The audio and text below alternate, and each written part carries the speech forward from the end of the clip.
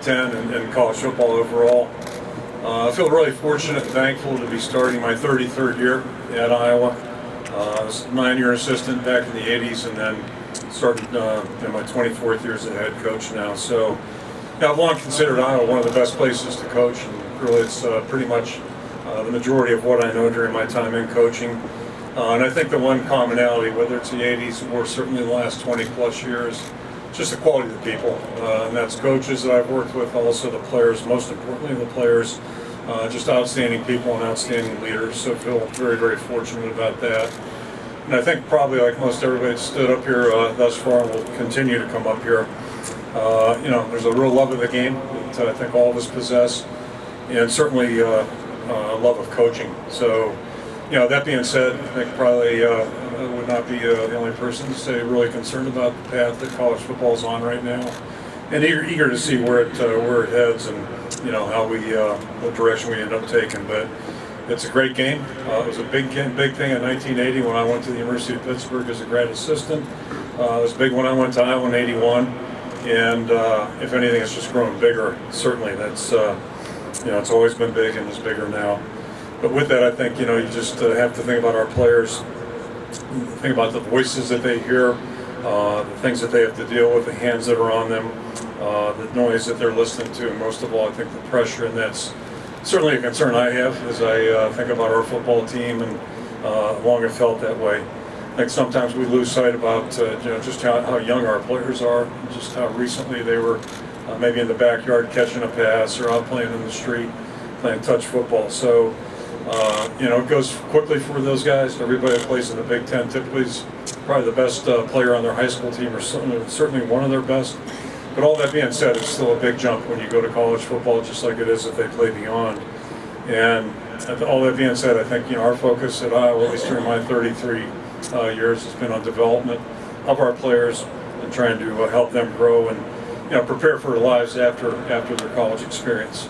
A small percentage will get an opportunity to play in the NFL. A much smaller percentage will have a career in the NFL, but for the most part, the reality is most players, their careers end when their eligibility expires. So that's really kind of the reality of what we do, and I think that's why it's so important. When they're in college, they're doing more than just learning their plays or developing their skill set. And to me, the best part about football and college football is just learning to be part of the team. And what that really means, and just having respect for other people, and realizing there's a lot of other things that are bigger than you. And to me, that carries our players well as they move into their adult lives. Our message this year for our team in 2022 is the same it's ever been. Just wanted our guys to focus on the love of the game, love of the work that's involved, which is significant, and most importantly, the love of the people you're with. And to me, that's the best part about sports, and certainly the best part about football. And if you do that, my experience is, the player ends up being a better player, more importantly, a better person, and is better prepared to move on into adult life. And that's the ultimate reality for most of our players. A couple words about our team. It's pretty much like every year we have a really good group of veteran players back. We had a good football team, as Commissioner Warren cited last year. So we've lost some good players too, and have voids to fill.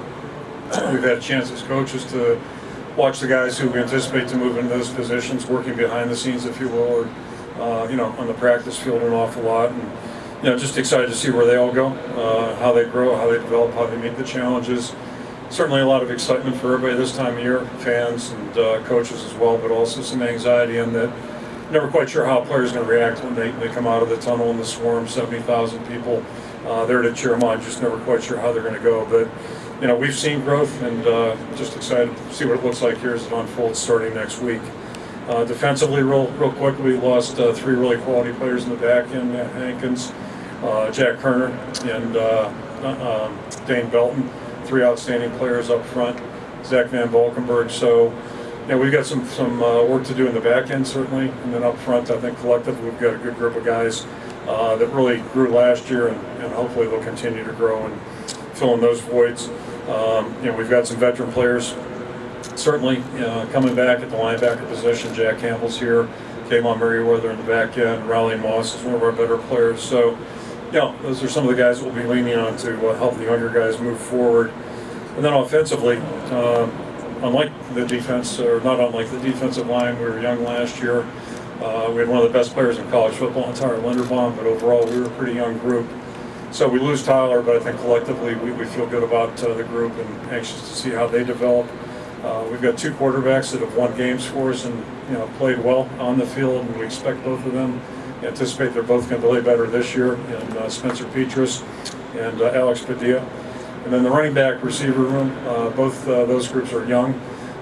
We've got a lot of young players in both of those, outside of Nico Regani, who's a veteran receiver, but the rest of the guys are really young in both positions. So Williams is at the running back position, and then Arlen Bruce, Deacon Johnson, just to name a couple receivers. So it'll be interesting to see how they develop here in year 2 for those guys and grow. And then the tight end position we feel good about with Sam Laporte is here with the group. And Luke Lachey is I think, a really good football player as well. So, certainly got some work to do there and some growing to make and improvement to make, but we'll see how that goes out.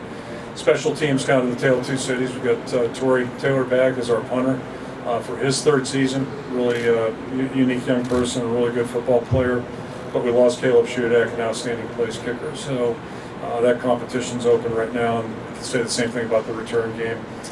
We've got guys auditioning for that. So we're excited to start. We're excited to get back on the field with our players and see what August brings, and we'll know a little bit more about our team certainly at the end of the month. So that being said, I'll throw it out for questions.